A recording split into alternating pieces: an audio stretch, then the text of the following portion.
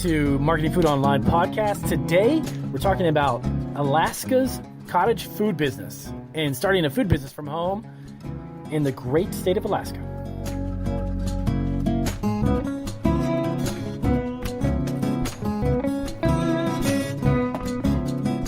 All right, guys, so let's get right into it. I've had a lot of questions about starting a food business in Alaska, and I thought I'd do a little podcast really quick and explain some of the do's and don'ts and give you some information on how to get started. So Alaska is actually fairly flexible. One of the biggest hindrances, or drawbacks, is that the amount of money that you can make per year is roughly around $25,000, which is actually not bad as a part-time, additional income on the side type of business, which could evolve into something that's much more than that.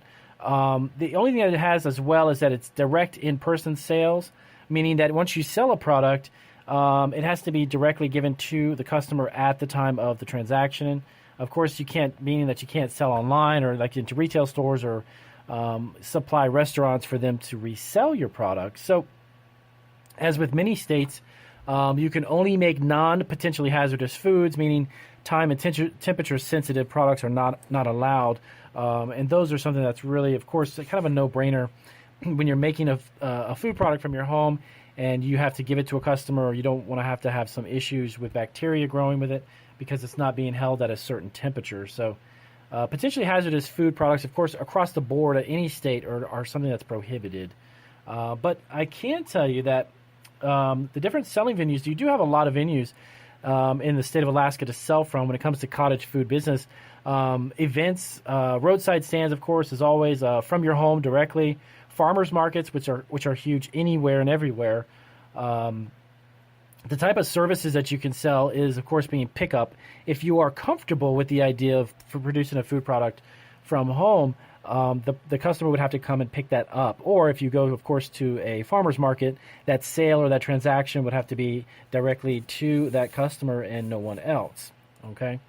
Now, some of the prohibited methods to sell your product is going to be, of course, online. You can't really open up a website, sell a product, and then ship it to someone else in the other part of the state or even outside of the state itself. You'd have to get a commercial kitchen for that, and that would be with commercial licensing in a commercial facility and the zoning and all that stuff. And that's a totally separate type of food business aside from the cottage food. Now, of course, when it comes to restaurants and retail stores, that's another venue or another avenue that's prohibited because you would be selling it to another company, and that company would then be selling it to the end user. So there's kind of a middleman between you and the final customer, and that is something that just doesn't come in play with cottage food business. So now, the good thing is that the allowed foods that you can make is pretty vast, very similar to a lot of other states. When it comes to non-potentially hazardous foods, things like bagels and muffins, if you're doing like cookies or if you're doing sweet breads, donuts, cakes, which are a gigantic market no matter where you are. Cookies, as I mentioned, you can do breads, baked goods with alcohol in them that are actually being baked in it. That's something that's allowed. Brownies, tortillas.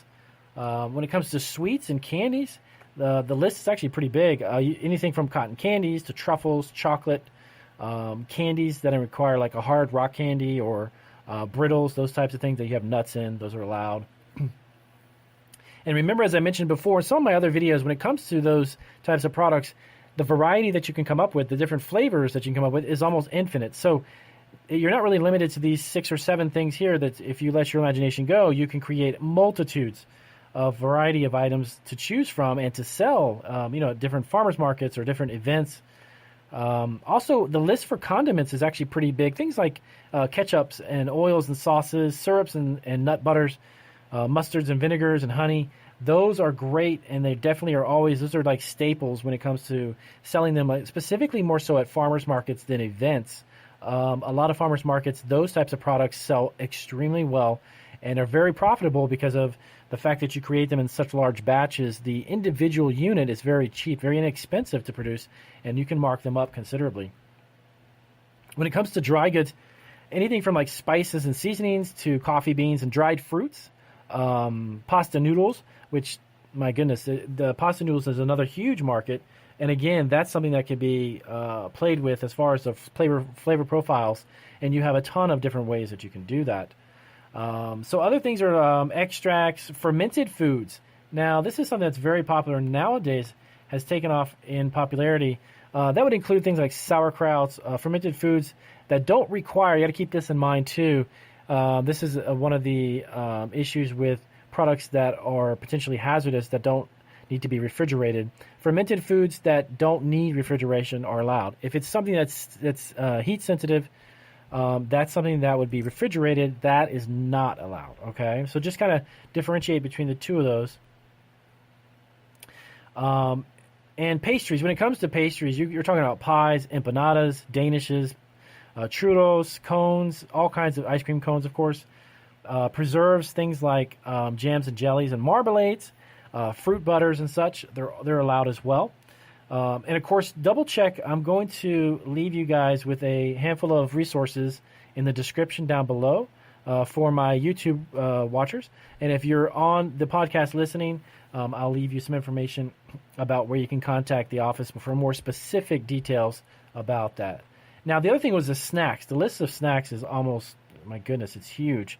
Anything from like marshmallows, popcorns, and kettle corns, caramel corns and nuts and seed granolas, chocolate-covered fruits. That would be fruits that are like dried. If you have dried apricots or something to that effect, you can dip in chocolates. One other thing to keep in mind, the prohibited foods, which is really important because a lot of people like to make them, but it's very limited as to how many states allow you to do it. But meat jerkies, like beef jerkies and such, or turkey jerkies, those are not allowed only because of the process itself has to be approved, and you really need to be in a commercial facility. So those are the things that you want to kind of keep in mind when you're figuring out what would work best for you in regards to the type of food that you're wanting to make. Now, here's some of the limitations. Now, as I mentioned before, one of the limitations is the sales amount. It's $25,000 a year, so it's not exactly a small amount, but then it's not really a huge amount. But again, most cottage food businesses start as a part-time, not necessarily a hobby, but it's maybe a part-time business. So having 25 extra grand a year, and then if it begins to take off, then you need to decide about going into a commercial facility. So it's a good stepping stone. It's a good platform to get started on. So interstate sales are prohibited, and that would be that state to state. So if you were in Alaska, selling online and you're trying to sell something to Arizona or Arkansas, and that's just something that's not allowed. And remember, it's always direct sales only. So now, business license. The thing that you do need is a traditional business license when you've got a cottage food business. A lot of people don't realize that, but a separate actual business license, you need to really kind of incorporate yourself. That is something I recommend you do, is to incorporate yourself, become a business. That's really to protect your personal belongings and such. Of course, I have a handful of videos and some podcasts about the different ways to form a business. And that's really going to vary based upon your needs and your structure, your family situation, and how you file your taxes, and what would be beneficial to you in the type of formation that you create for your business. So when it comes to labeling, okay, this is another really, really important part of home-based food business. Of course, being in Alaska, it's really no different than being in another state, but you need to have the business address, your business name, the name of your product, a phone number where you're actually producing the product from. That needs to be on the label as well.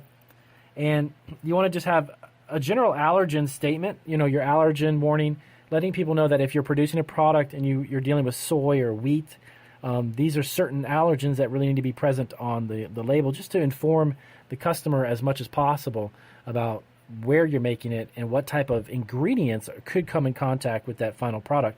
And again, that's also really beneficial to you, the business owner, because you want to protect yourself from that legal standpoint.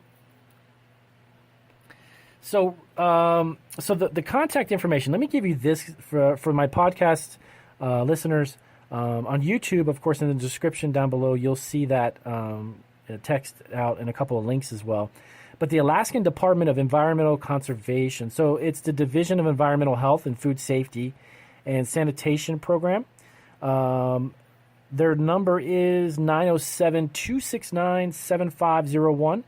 And that's going to be the phone number of the division you need to speak with in regards to operating or starting your food business from home, you can give them a call and really kind of give them a lot of questions, ask them a lot of questions, pick their brain and say, you know what do I need to do to get this up and running? You know, tell them the type of products that you're making, that you want to make, and they'll direct you as to what you need and how to get up and running.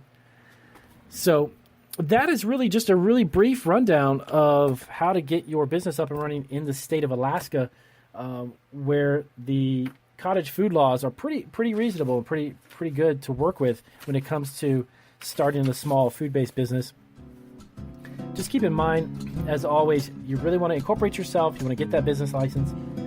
Also, you can get yourself an insurance policy for your cottage food business, which helps to protect you as well. Highly recommend that as well. And you can check that out actually at the FLIP program. That's FLIP, FLIP.com. FLIPprogram.com. And they've got fantastic insurance policies that are dedicated specifically to cottage food businesses. So, with that being said, I appreciate you guys taking time to listen to the podcast today. And if you haven't checked out our website at marketingfoodonline.com, there's a ton of resources there as well. If you're looking for consulting or you need assistance, just let me know. We also have that. I have an email consulting program or even a one-on-one phone call consultation. And on YouTube, if you guys haven't checked it out yet, my YouTube channel is Marketing Food Online on YouTube. We've got about almost 400 videos we're up to right now. And those are all free. They're just great information to offer you guys to help you out. So I will see you guys either on my next YouTube video or you can listen to me on my next podcast. I appreciate it. Have a great day.